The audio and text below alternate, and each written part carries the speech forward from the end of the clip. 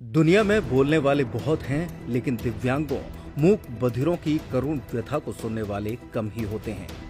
ईश्वर की प्रेरणा से निर्वाणा फाउंडेशन के संजय सिंह ने दिव्यांगों के जीवन को बेहतर करने के लिए लाखों रुपए के पैकेज को ठोकर मार दी। ये बात बागेश्वर धाम पीठाधीश्वर पंडित धीरेन्द्र कृष्ण शास्त्री ने उस वक्त कही जब वे निर्वाणा फाउंडेशन के आश्रम की आधारशिला रख रहे थे।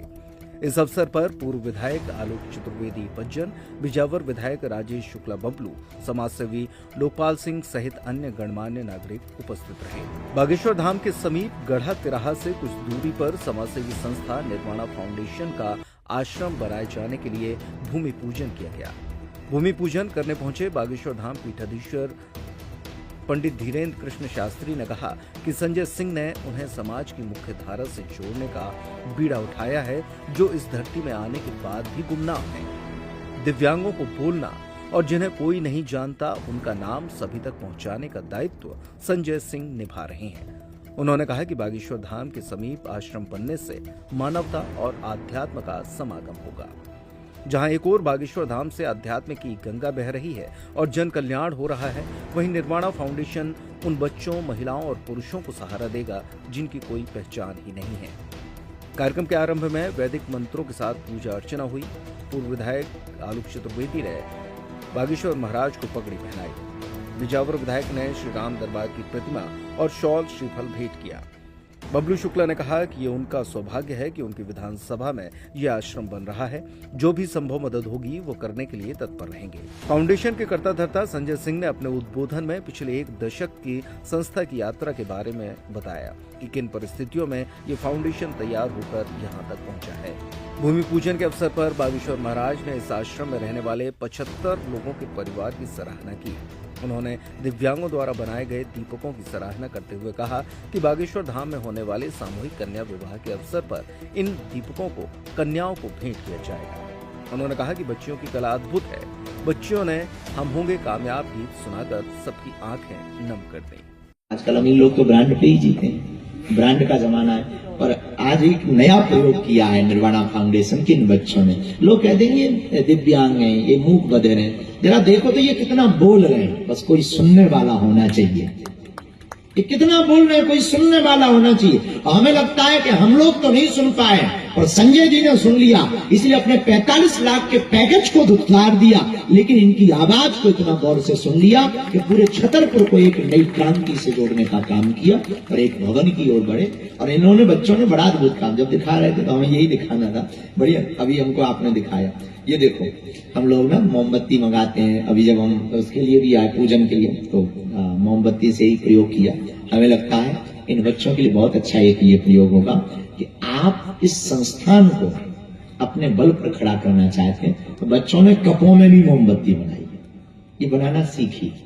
तो बहुत सुंदर सी है। इनके जब नन्हे नन्हे हाथ लगे होंगे और नन्हे नन्हे हाथों से इन्होंने बनाई होगी। मुझे जहां तक ध्यान है कि 70 में ये मम्मी के पास दिल्ली में रह के इन्होंने ट्रेनिंग की है और तब से परिवार के सदस्य के रूप में हम लोग रहे हैं। और ये बिटिया की जब शादी हुई तो हम लोगों को लगा कि एक बढ़िया होनहार लड़का हमें पूना का मिला है, तो हम लोगों ने बढ़िया गा बजा के शादी की। कुछ समय बाद ये सज्जन लौट आए और लौट के कहते हैं कि चाचा, फूफा जी, पापा जी, अब हमको ये नौकरी नहीं करनी है। हम लोग तो बड़े खुश थे कि 45 लाख का पैकेज में इस लड़के को वहां पूना में मिलता था और इस बंदे ने, संजय सिंह ने, ये वो व्यक्ति है कि 45 लाख का पैकेज छोड़कर निस्वार्थ मानव सेवा को अपनाया और निस्वार्थ मानव सेवा का काम किया। हम लोगों ने एक बार वापस भेज दिया धक्का देकर कि भैया हमारी बिटिया है तुम्हारे पास, तुम नौकरी करो, कहां जी बवाल में फंस रहे हो, क्या करोगे, हम लोग बहुत हैं, हम लोग करते रहेंगे। लेकिन साहब ये चले गए। एक बार तो हम लोगों की बात मान ली, दूसरी बार ये बोरिया बिस्तर लेके आ गए। फिर हम और राव साहब, लोकपाल सिंह, सब लोग मजबूर हो गए कि अब इसने जब बीड़ा उठा लिया है तो हम इसका संजय भाई का जो सहयोग कर सकते हैं, जैसे साथ खड़े हो सकते हैं, उस दिन हम लोगों ने भी ये तय कर लिया था कि ये साथ देंगे और इस संस्था को हम जितना आगे ले जा सकेंगे, हम इसको आगे ले जाने का हम सब लोग मिलकर काम करेंगे। उस समय तो महाराज हमें ये भी नहीं मालूम था जब ये जमीन ली है, 15 में जमीन ली थी। महाराज जी अंदर जरूर गला में विराजे थे और इस स्थान की इतनी ख्याति और विख्याति नहीं हुई थी जिस स्थान पे आज आपका ये आश्रम बनने जा रहा है। अब तो संजय सिंह कहा करते थे कि चाचा खजुराहो रोड पे अपन को जमीन लेनी है, एक ऐसी संस्था जब बनेगी, फॉरेनर्स आएंगे, देश विदेश के लोग आएंगे, देखेंगे, सेवा भाव देखेंगे। अब खजुराहो झांसी रोड पे नहीं, अब तो बागेश्वर धाम में ही देश विदेश के लोग आते हैं, यहाँ आके सेवा भी देंगे और आपके साथ भी रहेंगे। ये वो सोच है इनकी। लेकिन साधुवाद है संजय सिंह को, जिसने संस्था को मंदिर के रूप में माना है और मंदिर की तरह इसमें सेवा की है। मैं तो साधुवाद देना चाहता हूं इनकी त्याग, तपस्या, इनके भाव को, कि जिस भाव से इन्होंने आज के समय में, आज के युग में माँ बाप को गले नहीं लगाते हैं बेटे, उनको बाहर कर देते हैं, ये अनजान लोगों को भी गले लगा के और चिपका के जिस तरह से आगे बढ़ा रहे हैं, निश्चित रूप से इनको साधुवाद है और ये हर चीज के पात्र हैं। रहा सवाल आपका और हमारा, और एक बात शायद आप लोगों को मालूम ना होगी, निर्वाणा फाउंडेशन के अंदर हम आप जो भी पहुंचा देते हैं वो निर्वाणा फाउंडेशन के सदस्यों के काम ही आती है।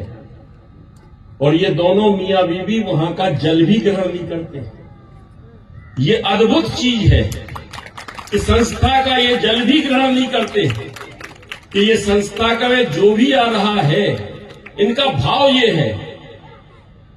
और जब इनका भाव देखा था तो हमने, राव साहब ने, अपने मित्र यारों ने से इस संस्था से जोड़ा।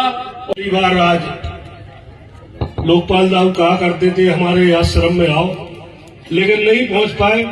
लेकिन आज हमारा सौभाग्य है कि इस आश्रम की यदि आधारशिला रखी तो वो बाजार विधानसभा क्षेत्र में रखी है। मैं संस्थापक और गुरुदेव जी के चरण परे आगे मैं शुभकामना देता हूं कि आपकी संस्था दिनादिन और आगे बढ़े।